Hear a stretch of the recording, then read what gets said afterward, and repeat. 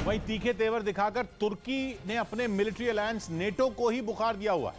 ऐसे में रक्षा विशेषज्ञों का मानना है कि कहीं यूक्रेन के युद्ध में तटस्थ रहने की कोशिश में लगा तुर्की रूस के ही पाले में न चला जाए।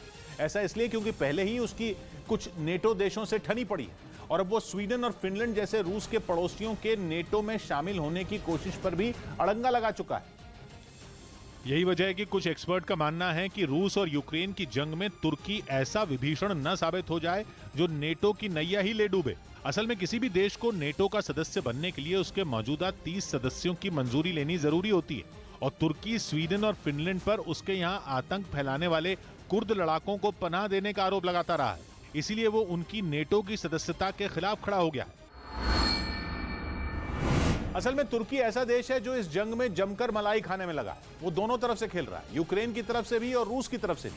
तुर्की यूक्रेन को अपने बारकताश ड्रोन जैसे हथियार देकर उसकी मदद भी कर रहा है, लेकिन साथ ही वो रूस के भी साथ खड़ा, क्योंकि न तो तुर्की ने अमेरिका और बाकी पश्चिमी देशों की तरह रूस पर प्रतिबंध लगाया और न ही उसने रूस के विमानों के लिए अपनी हवाई सीमा बंद की। यहाँ तक कि तुर्की रूस से गैस भी ले रहा है, जबकि रूस अपनी गैस बेचकर कमा रहा मुनाफा यूक्रेन के युद्ध में लगाने में जुटा है। इतना ही नहीं, 3 साल पहले तो तुर्की ने रूस का S-400 एयर डिफेंस सिस्टम खरीदकर अपनी टीम के अमेरिका जैसे देश तक को नाराज कर दिया था। मतलब तुर्की सदस्य नेटो का है, लेकिन डिफेंस सिस्टम जैसा अहम हथियार उसने खरीदा नेटो के दुश्मन रूस से। तुर्की नेटो में तो है, लेकिन उसके तेवर किसी बागी की तरह रहे हैं। वो भले ही नेटो का हिस्सा है, लेकिन उसकी कुछ नेटो देशों से खास नहीं बनती, खास तौर पर अपने पड़ोसी और नेटो के दूसरे सदस्य ग्रीस से तो उसका एजियन सागर में 36 का आंकड़ा चल रहा है। बल्कि पिछले महीने तो खबर आई थी कि तुर्की के लड़ाकू विमानों ने ग्रीस की हवाई सीमा के नजदीक उड़ान भी भरी थी। और तो और फ्रांस से भी तुर्की के रिश्तों में खटास है। इतना ही नहीं, तुर्की कई बार नेटो देशों की ज्वाइंट मिलिट्री एक्सरसाइज में ही हिस्सा लेने से इनकार कर चुका है, जबकि नेटो के मकसद को पूरा करने के लिए उसके संयुक्त सैन्य अभ्यास काफी मायने रखते हैं, क्योंकि नेटो का संविधान ही कहता है कि अगर उसके एक भी सदस्य पर हमला हुआ तो नेटो के सभी 30 देशों को अपने साथी की मदद करनी होगी और इसीलिए नेटो देश मिलिट्री ड्रिल करते रहते हैं। और तो और वो नेटो से निकलने की धमकी तक दे चुका है, लेकिन फिर भी नेटो ने तुर्की को अपने सिर माथे क्यों बिठाया हुआ? तो रूस का पड़ोसी तुर्की नेटो के लिए काफी अहम है। उसकी सबसे बड़ी वजह है दुनिया के नक्शे पर तुर्की की लोकेशन। तुर्की नेटो के दक्षिण पूर्वी बॉर्डर पर, यानी यूरोप के आगे पश्चिम एशिया में और भूमध्य सागर तक नेटो की पहुंच बनाने में तुर्की बेहद जरूरी है। तुर्की की यह लोकेशन शीत युद्ध के दौरान नेटो के लिए काफी अहम साबित हुई भी। इतना ही नहीं, तुर्की नेटो के लिए काला सागर में घुसने का रास्ता है। असल में आज से 86 साल पहले हुई एक संधि की वजह से तुर्की के पास काला सागर का कब्जा है। 1936 में ये मोन्ट्रे संधि हुई, जिसके तहत तुर्की को काला सागर की अहम स्ट्रेट पर कंट्रोल मिल गया। इस संधि के मुताबिक तुर्की यात्री और माल ढुलाई करने वाले जहाजों को काला सागर से गुजरने की इजाजत देता है, लेकिन इसके साथ ही उसके पास ये ताकत भी है कि अगर युद्ध छिड़ जाए और उस युद्ध में तुर्की शामिल न हो तो वो युद्ध लड़ रहे देशों के जंगी जहाजों के लिए काला सागर की उन स्ट्रेट को बंद कर सकता है। यह है सारा खेल। और फिर तुर्की नेटो का वो सदस्य है जिसके पास अमेरिका के बाद इस मिलिट्री अलायंस में दूसरी सबसे बड़ी सेना है, और तो और वो नेटो के लिए जमीन पर और समंदर में अड्डे भी मुहैया करा सकता है। ऐसे में नेटो तुर्की जैसे देश को रूस और चीन के खेमे में जाने का रिस्क कतई नहीं उठा सकता। उधर यूक्रेन के डोनेस्क में चल रही जंग में रूस ने पूरी ताकत झोंक दी है। बताया गया कि ज़ेलेंस्की की सेना को मात देने के लिए रूस अब और ज्यादा आधुनिक टैंकों को जंग के मैदान में भेज रहा है और वो किसी भी हाल में यूक्रेन की सेना को पीछे खदेड़ना चाहता है।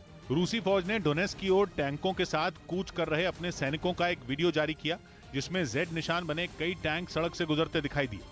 बताया गया कि सभी टैंक डोनेस्क के उस इलाके में जा रहे थे जहां पर यूक्रेन के सैनिकों के साथ भीषण जंग जारी है। दावा किया गया कि पुतिन की सेना पुराने हथियार और टैंकों के साथ ज़ेलेंस्की की फौज का मुकाबला नहीं कर पा रही है और यही वजह है कि अब उसने अपने सैनिकों की ताकत को बढ़ाने के लिए आधुनिक टैंकों को भेजना शुरू कर दिया है। इस बीच रूस के रक्षा मंत्रालय ने एक वीडियो जारी किया जिसके जरिए दावा किया गया कि उसने यूक्रेन के जतोमर में मौजूद उन हथियार डिपो को उड़ा दिया जिनमें अमेरिका और यूरोपीय देशों की तरफ से यूक्रेन को दिए हथियार मौजूद थे। और इसकी तस्दीक के लिए रूस ने बाकायदा एक वीडियो जारी किया जिसमें समंदर से उसकी खतरनाक कैलिबर मिसाइल लॉन्च होती दिखी। रूस ने दावा किया कि उसकी इस मिसाइल के निशाने पर यूक्रेन के हथियार डिपो थे, खासतौर पर वो जिनमें अमेरिका और बाकी यूरोपीय देशों से मिले हथियार रखे थे। रूस के मुताबिक उसके इस हमले से जतोमर में मौजूद यूक्रेन के कई ठिकानों को जबरदस्त नुकसान पहुंचा। Высокоточными ракетами большой дальности морского базирования «Калибр» रूस की मिसाइलों ने पूरे जतोमर का हुलिया बदल के रख दिया, जिसके बाद वहां ऐसी दहशत मची कि लोगों ने अंडरग्राउंड मेट्रो स्टेशनों को अपना घर बना लिया। वहां कुछ लोगों ने दीवारों के किनारे अपने बिस्तर बिछा लिए। अंदर मौजूद बच्चों का दिल बहलाने के लिए एक शख्स उनके साथ फुटबॉल खेलता नजर आया। बताया गया कि रूसी हमलों की वजह से पूरे शहर में अलर्ट जारी कर दिया गया, जिसके बाद जतोमर के तकरीबन हर इलाके पर उसका असर देखने को मिला। वहीं खार्किव में यूक्रेन के पैलेस ऑफ कल्चर पर रूस ने रॉकेट से हमला बोल दिया, जिससे वहां भारी तबाही मच गई।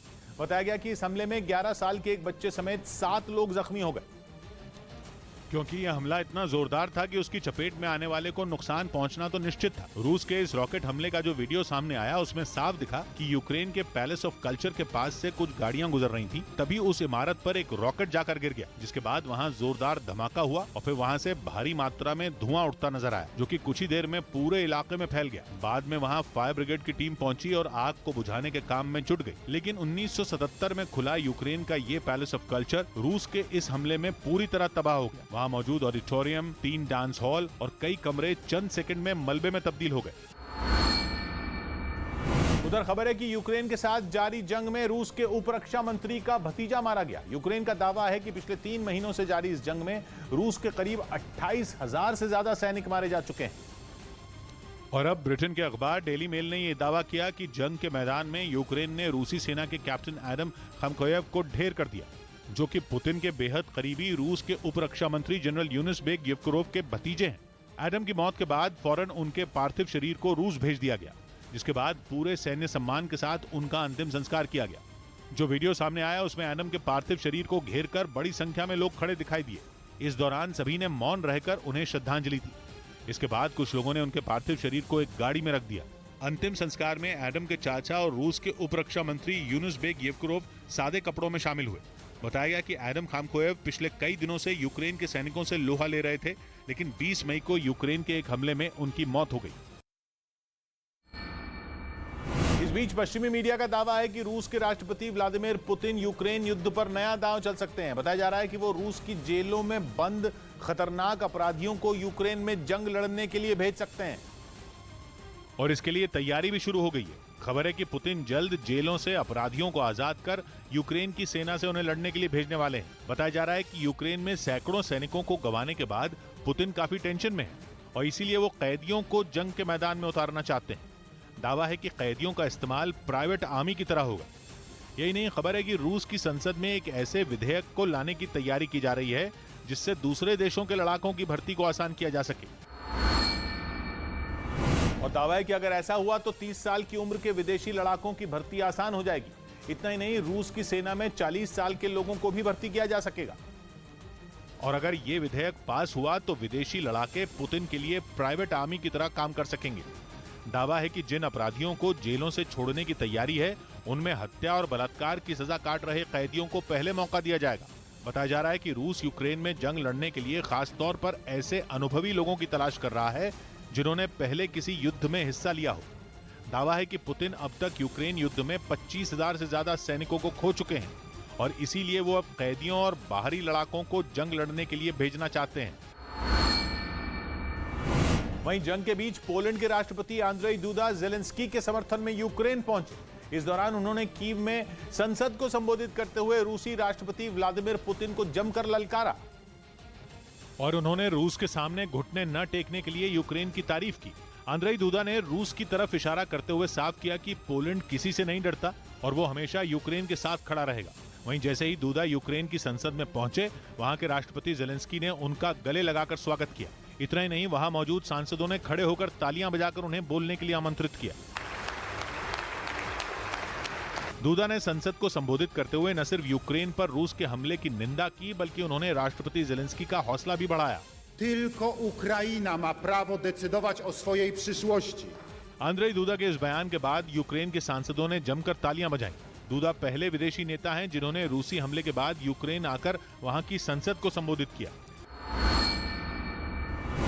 उधर यूक्रेन में नष्ट हुए रूस के टैंकों की प्रदर्शनी यूक्रेन की राजधानी कीव में लगाई गई, जिसमें वहां के नागरिकों ने बढ़ चढ़कर हिस्सा लिया और भीड़ रूस के उन नष्ट टैंकों को बड़ी बारीकी से देखती नजर आई। जंग में रूस की सेना को हुए नुकसान को दिखाने के लिए लगाई गई इस प्रदर्शनी को देखने महिलाएं भी पहुंची, जो उन तबाह टैंकों के साथ फोटो लेती दिखाई दी, जबकि कुछ लोग उन पर खड़े होकर यूक्रेन के झंडे के साथ फोटो लेते दिखे। कुछ लोग तो रूस के टैंकों पर टहलते या लटकते भी नजर आए। Каждого украинца, даже для тех, кто ни разу не сталкивался с войной. वहीं इस प्रदर्शनी में कुछ टैंक ऐसे भी दिखे जो बमबारी में या तो जलकर तबाह हो गए या फिर उनमें छेद हो गए। यूक्रेन की सेना ने एक वीडियो जारी किया जिसमें बख्तरबंद गाड़ी पर मिसाइल गिरती दिखी। जेलेंस्की की फौज का दावा है कि इस हमले में उसने रूसी सेना को काफी नुकसान पहुंचाया और जो वीडियो उसकी तरफ से जारी किया गया उसमें सड़क से एक बख्तरबंद गाड़ी गुजरती दिखी, जबकि एक मिसाइल हवा को चीरती हुई गाड़ी की तरफ बढ़ती नजर आई। सब कुछ ठीक चल रहा था, लेकिन तभी मिसाइल बख्तरबंद गाड़ी पर गिरी और तेज धमाका हुआ। विस्फोट इतना जोरदार था कि देखते ही देखते सड़क पर धुएं का गुबार छा गया। यूक्रेन की फौज ने दावा किया कि उसने इस हमले में रूस के 3 से ज्यादा सैनिकों को मार गिराया।